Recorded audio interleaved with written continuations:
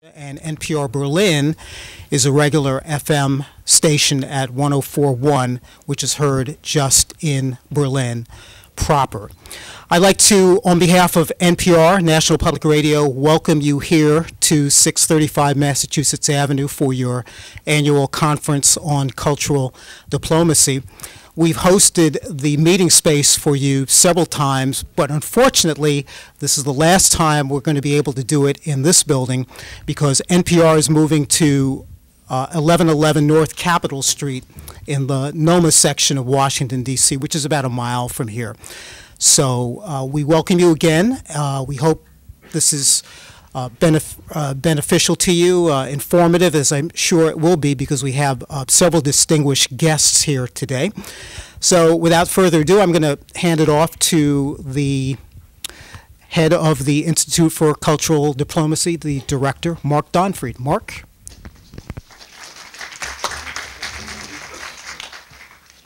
Thank you very much, Kingsley. It's really an honor to be here also in this special space, National Public Radio. I'm grateful to say National Public Radio has been a wonderful partner of the Institute for Cultural Diplomacy for many years now. We're proud to say that NPR Berlin, I believe, is the only international version of NPR abroad. We were helpful to have had at least a small role in making sure that that happened with NPR Berlin. We've also been grateful to have had a number of events with NPR in Berlin. So it really goes both ways, on the Berlin side as well as the Washington side. So we're happy to be back at home, so to speak, at National Public Radio, and we really are grateful for your continued support as well. Ladies and gentlemen, the keynote speaker that I'm about to introduce, it's really a tremendous honor that she's taken the time in what must be an impossible week, as I can imagine, given the transitions that are taking place in terms of your previous boss and your current boss and everything that is happening. And really at a time for cultural diplomacy when I think it's really quite important and vital for us to ask the question also, what is cultural diplomacy? This morning we discussed some of the transitions taking place, in the sense this cultural diplomacy of the past, which was really winning the hearts and minds of foreign audiences, telling our story abroad. And it really became clear, I think, from the speeches this morning, what we really need today is actually the opposite. We need to find more ways to listen to the world's stories for America. We have to try to find a way, as you're going to discuss in your keynote, in terms of using this age of information to our benefit, to not only write on Facebook pages, but read Facebook pages, and really to try to find a new form of cultural diplomacy that allows for that two-way exchange. So I think it's really exciting, especially at this time in history, the second Obama administration, a time really since also September 11th, when we could argue cultural diplomacy and soft power is really more important than ever. And I think the sensitivity to cultural diplomacy is also more important than ever. So it's really an exciting time to have this discussion, and I can't imagine a more perfect speaker than Undersecretary Tara Sonenshine. Ladies and gentlemen, allow me to say a few words of background about the Undersecretary, to give you at least a glimpse of the tremendous background that she's bringing with her keynote address today. Undersecretary Tara D. Sonenshine currently serves as the department's senior public diplomacy official, overseeing the bureaus of educational and cultural affairs, public affairs, and international information programs, and participates in foreign policy developments. As Undersecretary, she leads America's public diplomacy outreach, which includes communications with international audiences, cultural programming, academic grants, educational exchanges, international visitor programs, and U.S. government efforts to confront ideological support for terrorism. Most recently, Undersecretary Sonenshine served as the Executive Vice President of the United States Institute of Peace. Prior to joining the United States Institute of Peace, she was a strategic communications advisor to many international organizations, including United States Institute for Peace, the International Crisis Group, Internews, CARE, the American Academy of Diplomacy, and the International Women's Media Foundation. Ms. Sonenshine served in various capacities at the White House during the Clinton administration, including Transition Director and Director of Foreign Policy Planning for the National Security Council, and Special Assistant to the President and Deputy Director of Communications for the NSC. Ms. Sonenshine has a distinguished career in communications and government with high-level experience in broadcast, print, and online media. She has produced news programs for network television and authored numerous articles for national print and online media. She's the recipient of 10 News Emmy Awards and other awards in journalism for broadcast programs on domestic and international issues. Her broadcast career began in ABC News in New York. Ms. Sonenshine went on to become editorial producer of ABC's News Nightline, where she worked for more than a decade. She was also an off-air reporter at the Pentagons for ABC's World News Tonight. The lecture topic that she's chosen today, I think, really fits in perfectly, not only for the conference, but I think also for the first day of the conference. The lecture topic is Leveraging Culture and Diplomacy in the Age of Information. Ladies and gentlemen, please join me in a very, very special welcome for the Undersecretary, Tara Sonenshine. Thank you.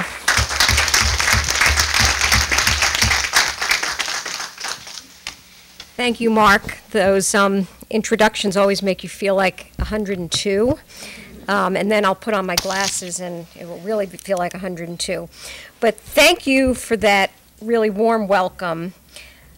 I will tell you that I have been tempted to begin this speech with some New Orleans jazz, or an African drum, or maybe show you some Italian sculpture, or bring out a couple of tango dancers straight from Buenos Aires. I'm trying to get your senses going. I'm afraid that we at State do not have the budget to give you such a three-ring spectacle. And if I did do that, I would probably read about it tomorrow. But I do want to begin by telling you what I'm doing on Saturday night. Now that might seem like a strange way to get into a speech, but on Saturday night I'm going to the Verizon Center, and I'm going to be participating in some cultural diplomacy. Saturday evening I'll be meeting 12 Burmese basketball players in their teens, 6 girls, 6 boys. And they're here because we've invited them from Burma to visit Washington. Because who would want to see a Wizards game, given their track record? After that, the Burmese students are going to Charlotte, where they'll meet with the Bobcats general manager, Richard Cho, who happens to be a Burmese American. And he's invited them to his home and to a Bobcats game. It should tell you a lot. We're not out recruiting future NBA professionals at the State Department, but we are using cultural diplomacy to give someone an American experience. So when these kids come from all corners of Burma, different ethnicities, different backgrounds, each a leader in his or her own young way, we're opening a door to their future, and we're helping the global community. So I do want to talk about the significance of culture, its meaning to America in a public diplomacy way, and how do you harness its best potential? How do you maximize the opportunities it presents?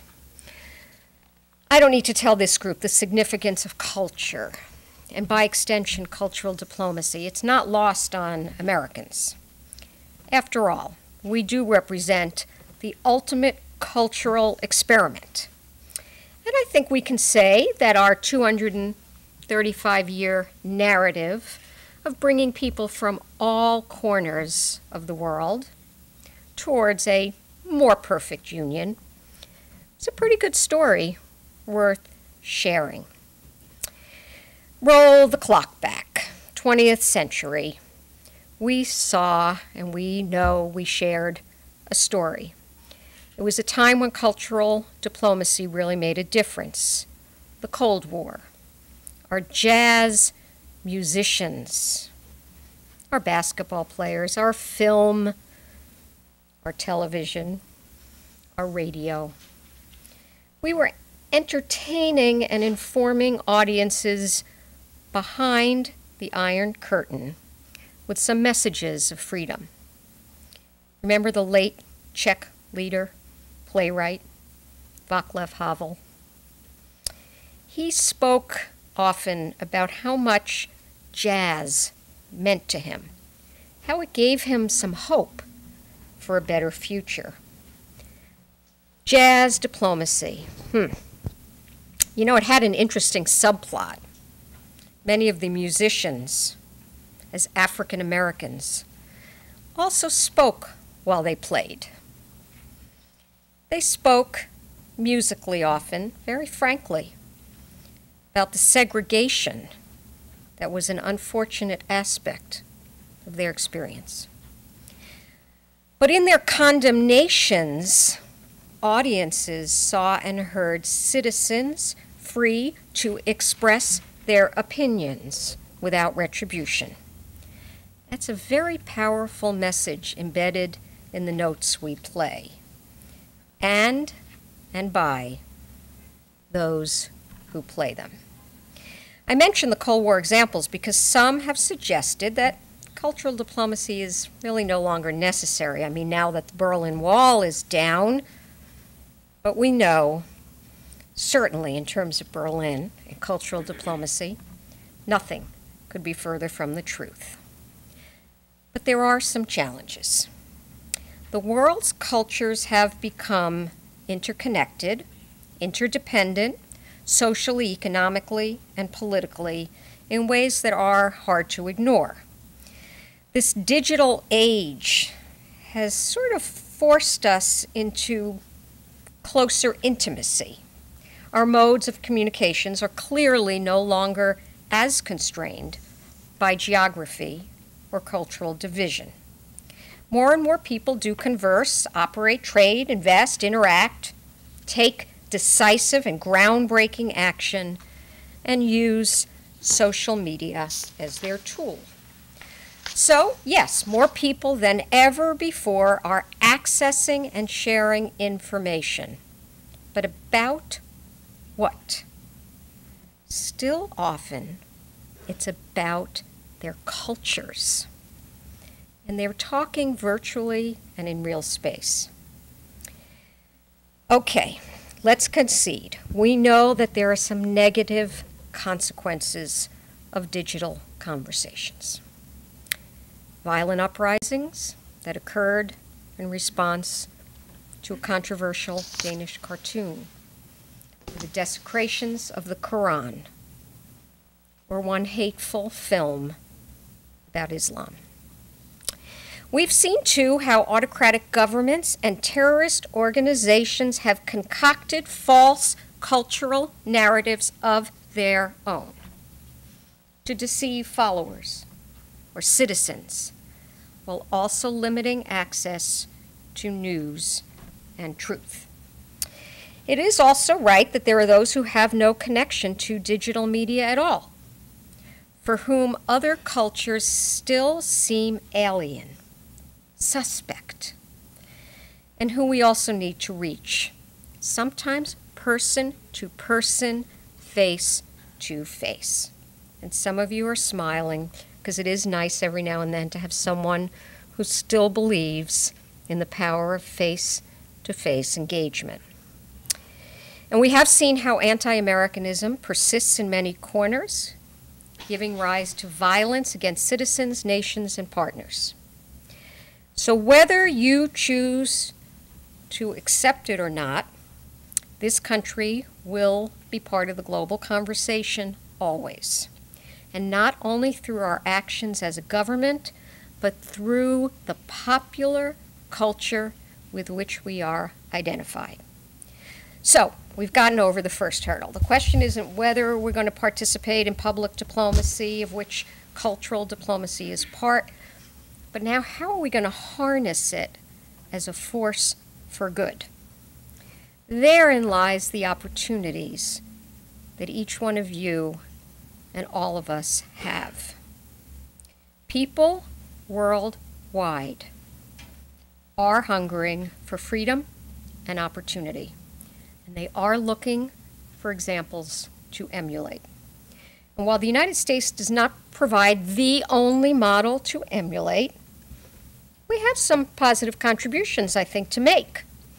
And when we engage on a cultural level and we talk about our positive contributions, doors unlock. Sometimes they even fly open. I want to talk to you a little bit about the attack on Malala. How many of you now know the name when I say Malala? Amazing. 14-year-old girl attacked by the Taliban for going to school. One of our Foreign Service officers was so moved by the story of Malala that she went about composing a song. And she wrote it in Pashto, and it means girl. And it encourages young women through the words of the song to please pursue their dreams. And she put it up on that viral social media. It was so overwhelmingly positive, the response on social media and broadcasting outlets. What chord was she striking? Both of them. I love what the African playwright Wole Soyinka once said, quote, "What politics demonizes, culture humanizes." Please write it down and use it. What politics demonizes, culture humanizes. With one song, you might just sidestep some politics, conceptualize and contextualize values and policies in a human way. What we all know is what happens when you humanize relationships. Suddenly there's this mutual understanding thing that happens. You start reaping benefits. Suddenly there's this learning and shared information across cultures. It develops relationships, contacts, careers, trade, investment, business deals, peace treaties, virtual exchanges, cross-cultural marriages. A lot happens. Cultural diplomacy is an essential component of our international leadership because we are sharing America's story in different ways. So what do we at this State Department do? Well, we regularly showcase American culture for the 15 million visitors who show up at American spaces around the world, be they large cultural centers or modest corners in libraries. You know how many American spaces the United States has? 850. Little known fact. 850 American spaces worldwide sharing culture. Yes, we do reach out to foreign audiences face-to-face and through connective technologies. We do support civil society. We do bring lawyers together and journalists and artists and educators and students. And we do build networks. But here's the admission. I concede that we as a government cannot do it alone. Our funding for cultural diplomacy is just not what it is everywhere. We don't have a ministry of culture. We don't have a ministry of sports. We don't have a ministry of youth. We rely on appropriated funds and increasingly with partnerships to advance our goals. It means we work with corporations, NGOs, foundations, university, artists, and others. We have a bureau of ECA, but we don't solely dedicate a whole ministry to one avenue of cultural activity. So we have lots of programs, and they need lots of support. Fulbright. How many of you know of the Fulbright program? You know what? That hand goes up like that everywhere I go. You say Fulbright, and people say, oh, my father in 1963, or my friend in 1993. It's so well known. But you know it's one of 140 exchange programs we run. We have foreign teachers, foreign students, artists, universities, connecting, engaging, and more virtually. So now we have to think about all those young people coming behind you to the future conferences. What is going to be their window onto the world? Will it be a youth tech camp which we do to empower young people? Or will it be the program that we're going to set up in memory of the late Ambassador J. Christopher Stevens? We're going to set up a youth network for Chris to do what he would have liked to see. Specialized trainings in digital dialogue and online media sharing, discussions on global issues, and community building in the United States, the Middle East, and North Africa. We will also continue to pay attention to our women and girls, to half the sky. Our Tech Women program, for example, bringing Saudi women to Silicon Valley to learn how to start a business, allowing women to participate in global economics, take lessons home, build business models. And yes, we're going to keep going on jazz players and athletes. Pulitzer Prize-winning playwright Lynn Notage traveled to Chad for the State Department to just see how theater could be one tool for building cultural awareness, and discovered that even issues like sexual and gender-based violence can be approached through cultural diplomacy. And that even a woman's soccer star, Sari Rachel Rose, could lead soccer camps in Saudi Arabia, Israel, and Egypt. Here's what happens. A young girl sees a famous woman star, juggling a ball, talking about empowerment, seeing the benefits of Title IX. Something clicks. That could be me doing something positive. I want to, in light of your special board member, tell you about a monument in Afghanistan. It's a massive building called the Citadel in Herat. I'm told it goes back as far as the 4th century, the time of Alexander. And we helped restore a 4th century citadel. You know what the benefits were? And I'm not going to talk about emotional, cultural, spiritual. I'm going to give you some real benefits. How about generating 70,000 full days of work on the restoration project?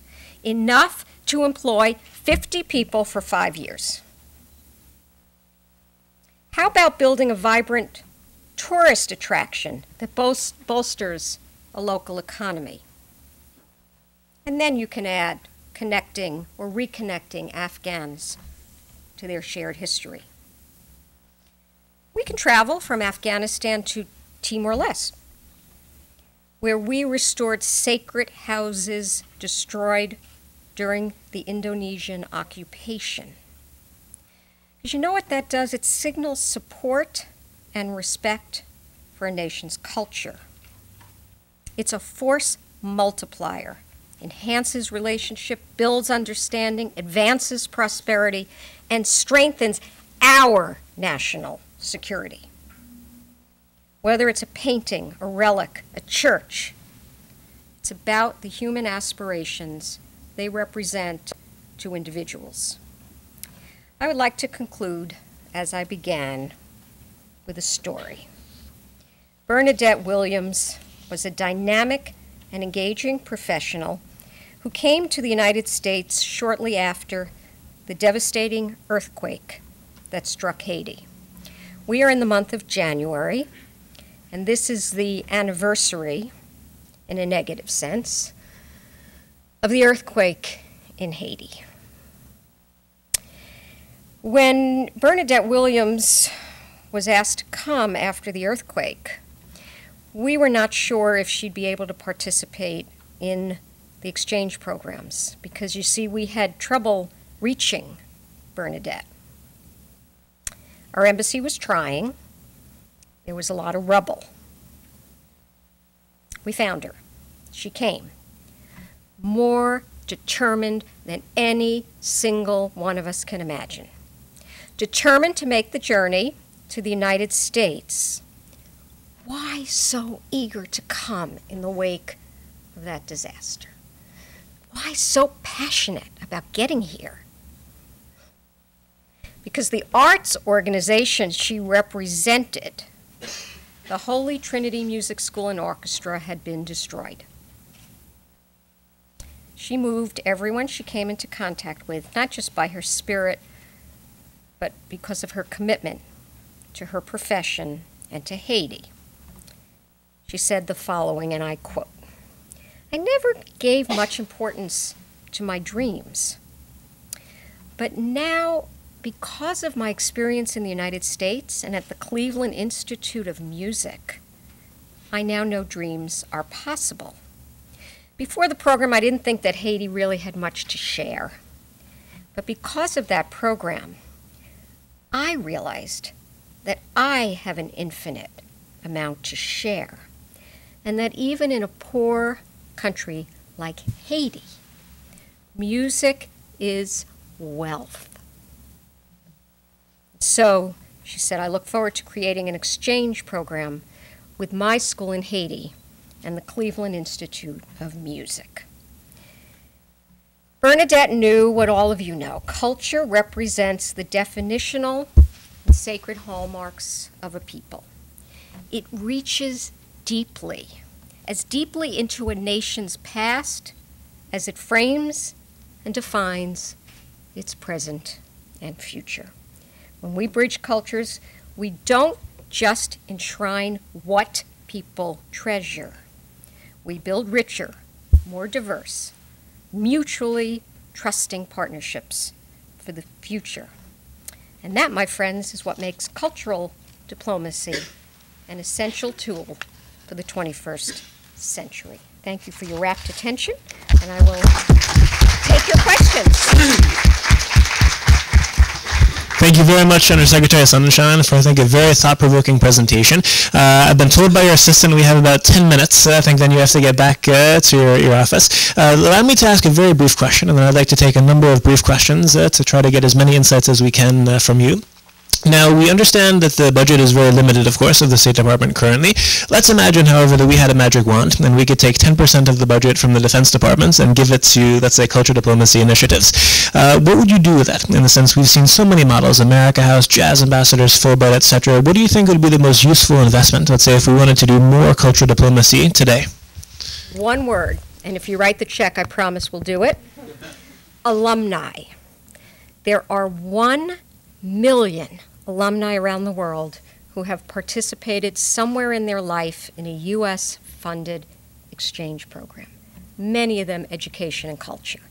Imagine if we could reach them all, what ambassadors they would be of the American experience. We're trying, but it takes having alumni coordinators in every country.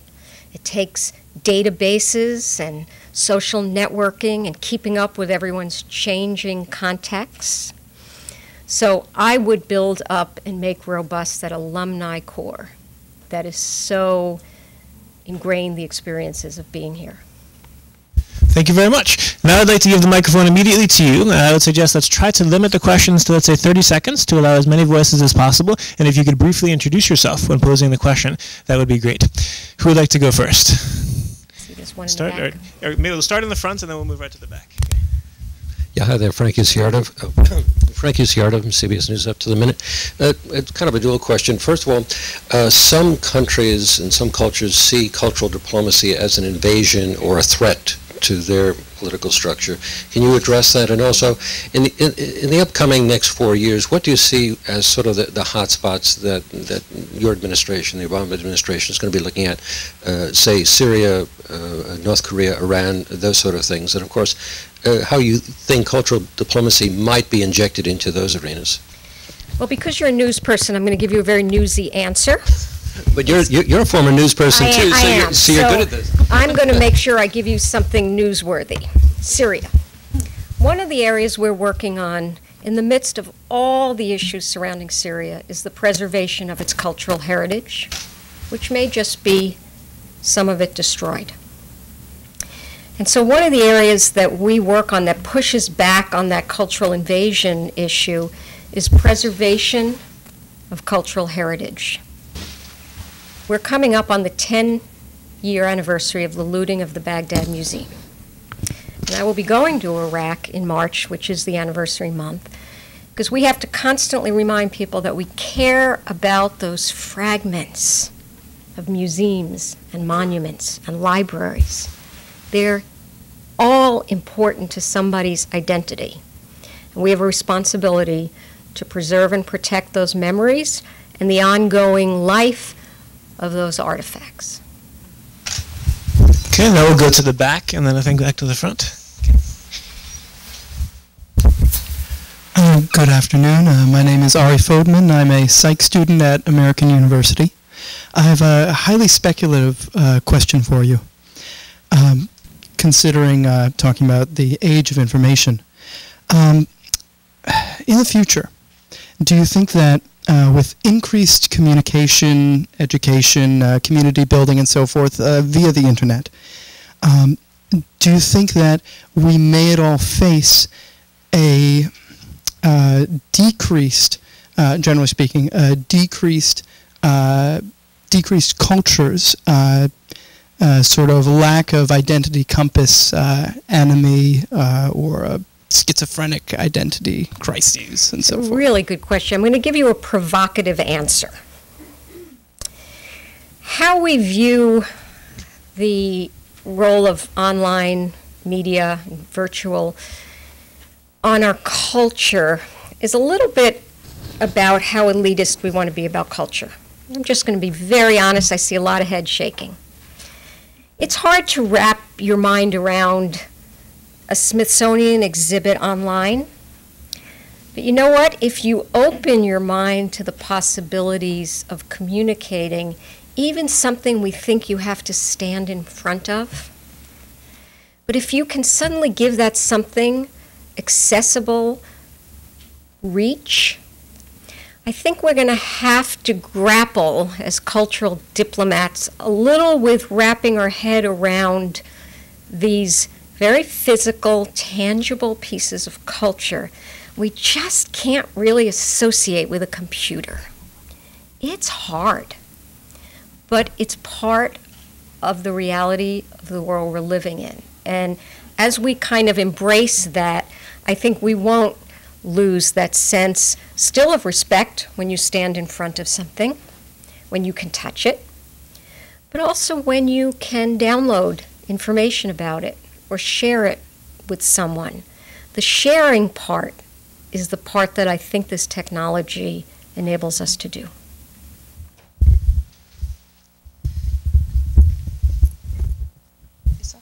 Okay, sorry. My name is Meryl Duran. I am the Managing Director for IRCNL. We co-host the conference. I would like to thank you for your really great presentation, and especially for the program of Malala, because it's very important. It was launched last month in UNESCO in Paris, and IRCNL is also involved on this program with UNESCO. And also the United Nations Special Envoy, Mr. Gordon Brown, was there for this event, and Hillary Clinton also participated via conference. And we would like to know for this program especially, what will be the concrete and tangible project and participation of USA on this program, especially if, Pakistan's presidents gave $10 million for that. I mean, it's important amount, but not enough, because it's for the girls' education in the world, and it's, when we consider the program, it's really peanuts. What do you think about that? Thank you very much. I think, and I hope, and I wish I had been in Paris. I had been invited to go, but couldn't be there for that event for Malala.